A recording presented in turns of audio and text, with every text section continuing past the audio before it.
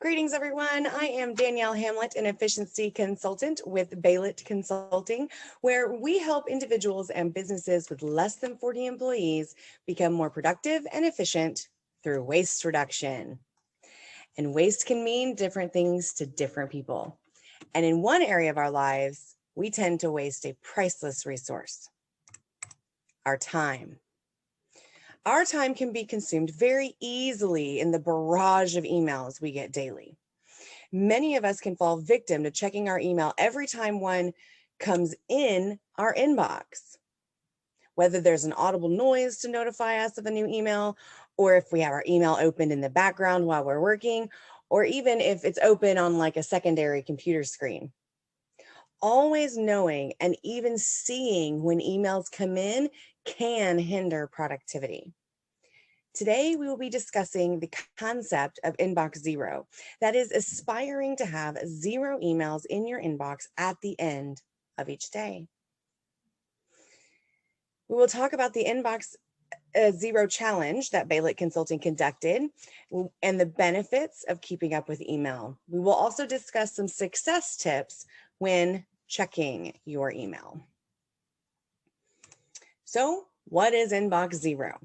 Again, inbox zero is a concept of having 0 emails in your email inbox. I mean, this sounds great, right? Yeah, I know it does to me. But what is the likelihood that this is possible? With all the emails that come in daily, it seems impossible to keep up. Some folks stop trying altogether and watch their emails skyrocket to thousands or even hundreds of thousands of emails. Helplessly, these people wonder, what did I miss? How will I ever catch up? Some are even overwhelmed just by the thought of their email.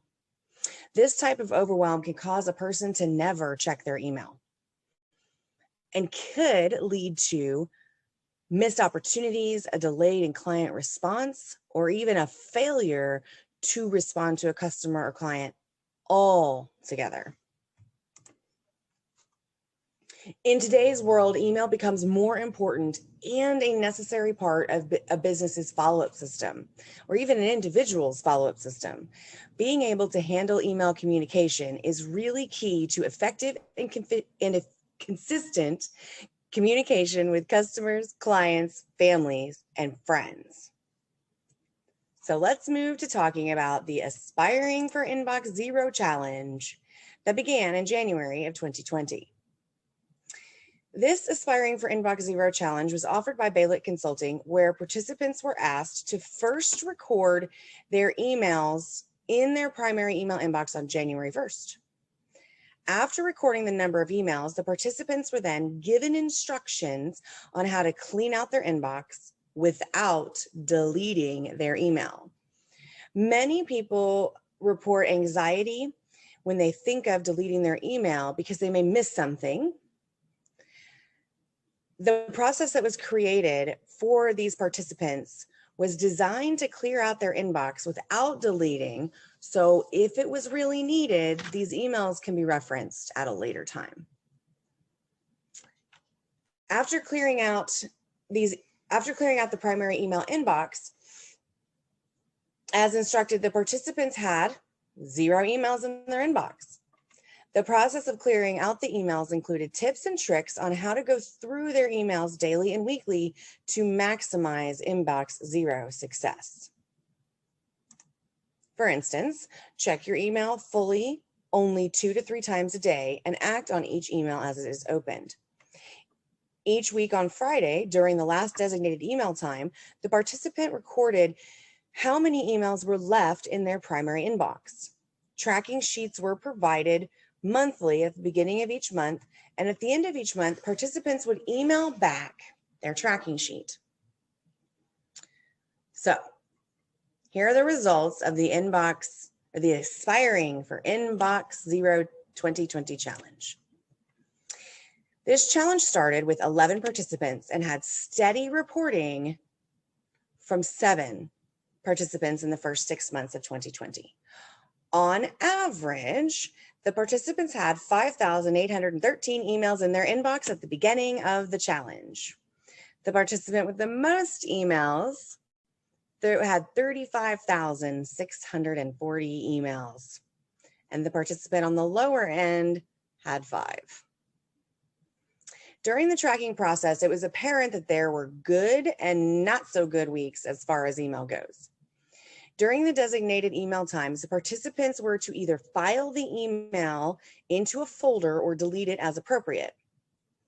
When participants went on vacation, there was an uptick in emails in their inbox, which is to be expected. But using the tips and the process of the Aspiring Inbox Zero Challenge, they bounced back easily and decreased the amount of emails after they returned from their vacation. By the end of March of this challenge, participants were averaging 100 emails in their inboxes, which is a decrease on average of 98% overall. By June, the average number of emails in the participants' inbox went up to 225.5. However, there was one participant with a huge number of emails that massively skewed this data. But when we include this participant that had the much higher email count than the rest, there is still a 96% increase, or excuse me, a 96% decrease in emails in their inboxes from January to June of 2020. If we remove that person, the average email drops to 48.6 emails, which is an average decrease of 99.16%. So the participants would decrease 99.16% of their emails in their inbox within that first 6 months. During this time, we also had the participants record how many times they referenced the emails that they created files for in the beginning of the challenge. Participants were instructed to create a folder for the previous 6 months of their emails, which would date back then. It was December of 2019 to June of 2019. This folder was referenced on average by 27% of the attendees in January of 2020. And by March, only 43% of the participants referenced the folder containing that last 6 months of emails from 2019. And by June, only 14% of the participants referenced the saved emails from the last 6 months of 2019. Another folder that we tracked was a May 2019 folder and back. May 2019 and back folder, right? So this is where we put everything in our email, from our email inbox that was dated May 2019 and back into this folder. Only 29% of the participants referenced this folder in January. By March, no participants referenced the May 2019 and back folder. And in June, one participant looked back only one time to see if there was an email that they needed. After June of 2020, there's no documentation of participants referencing either one of these folders, either the December to June 2019 email folder or the May 2019 and back folder. The challenge allowed us to see how having a process can help alleviate some of the stress of the surrounding emails. And to me, this data looks like that past a year, we don't really need any of these emails. We're not going to go back and look for them. We probably don't even know that they're there. So before we continue, a good tip for right now would be, if the email was in 2019 and back as of today is November of 2020, go ahead and just delete those. You don't need them. They were over a year ago and beyond. So go ahead and do that. That's a little extra tip for you today. So throughout the program, different participants would comment on how helpful it was to have guidance on setting up their email and a process to actually effectively check their email more effectively than the scan and go. Some of the participants even commented that the accountability of the tracking sheet helped them focus on addressing the emails one at a time and getting them cleared out of their email, whether they deleted their email, filed it, or whatever was appropriate for that email. So let's go into some of the benefits of keeping up with our email. First, obviously, would be an empty your email inbox, right? An empty your inbox. When a process is utilized to start fresh, the anxiety and stress of seeing thousands, or like for one of our participants, over 35,000 emails, the feeling of missing something decreases as a result of actually being able to see and handle the emails during a designated time frame. Another benefit is an increased response to requests from your clients, customers, or family. And that overall improved communication. You got increased response, overall improved communication. When there are less emails daily, it becomes easier to catch and handle things closer to the time that the email was originally received. When you have more control over your inbox, you can identify and handle truly urgent things promptly, as well as recognize tasks that may need to be scheduled and completed. A great benefit of keeping up with your email is a potential of an increase in productivity. So when we know how and when to handle our emails, we can get productive work done because we're not worried about what's going on in that email. We know that there's a time to handle those emails so we can get to work and be productive. When we start checking our emails like in the beginning of the day and we get lost and 2 hours later, we have no productive work done, this is a hindrance on that productivity. So being able to keep up with your email can potentially increase that productivity because you know what you're doing and you're not worried about what's going on inside that email. So let's talk about some success tips when it comes to checking our email. And we've said it once and we'll do it again. Schedule only 2 to 3 times a day where you check your email. These could be 30-minute slots, depending on your occupation. But as soon as you get these caught up, it's really easy to stay caught up within that 30 minutes. So instead of looking at it every few minutes, schedule time in your day where you're going to sit and you're going to look through your email. And the next tip is to commit to taking an action on each email as you open it. Avoid the scan and go. The scan and go is one of the ways that our email inboxes get out of control.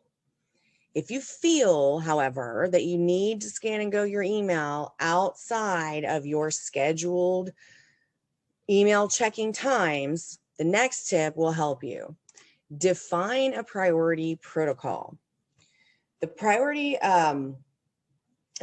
protocol that I use and recommend for my clients is revenue and reputation, which means if you see an email that negatively affects you, a customer, or a client, negatively affects their reputation or their revenue, stop everything and address the email.